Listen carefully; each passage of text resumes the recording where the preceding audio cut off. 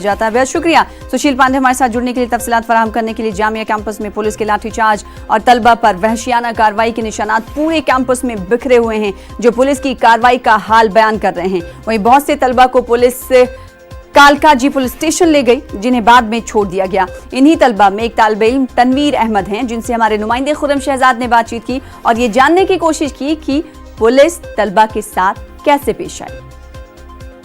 Millia Islamia campus में जिस तरह से पुलिस दाखिल हुई थी, उसमें बहुत सारे छात्र हैं जिनको पुलिस उठाकर ले गई थी। कालकाजी पुलिस स्टेशन में बहुत सारे छात्रों को ले जाया गया था। उसमें से एक छात्र हमारे साथ हैं, अभी अपोलो से आ रहे हैं।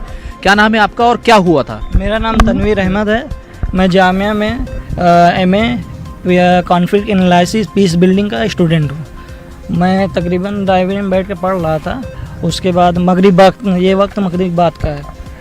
बहुत सारा शोर उठा लाइब्रेरी के बाहर की पुलिस कैंपस में दाखिल हो गई है। सब लोग मतलब जहाँ हैं सब लोग अंदर आ जाइए। कुछ देर बाद ऐसा हुआ कि आधे घंटे बाद ऐसा लग रहा था नीचे कुछ हो रहा है।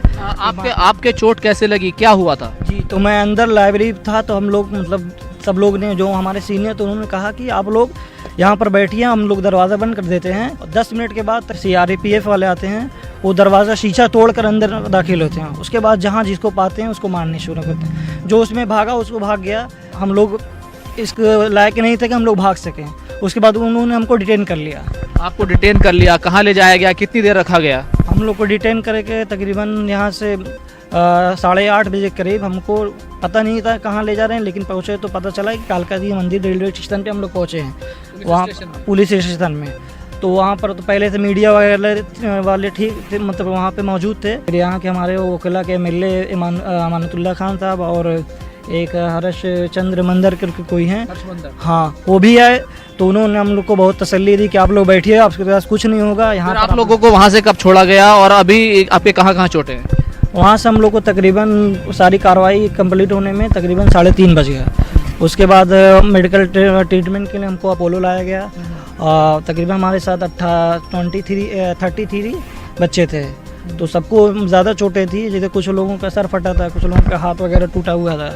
हम लोग को तो ऐसे ही थे कि मतलब अंदरूनी चोट। अभी आप अपोलो से आ रहे हैं, आपके कहाँ चोट हैं और वहाँ कितने बच्चे अभी जो है वहाँ पे एडमिट है?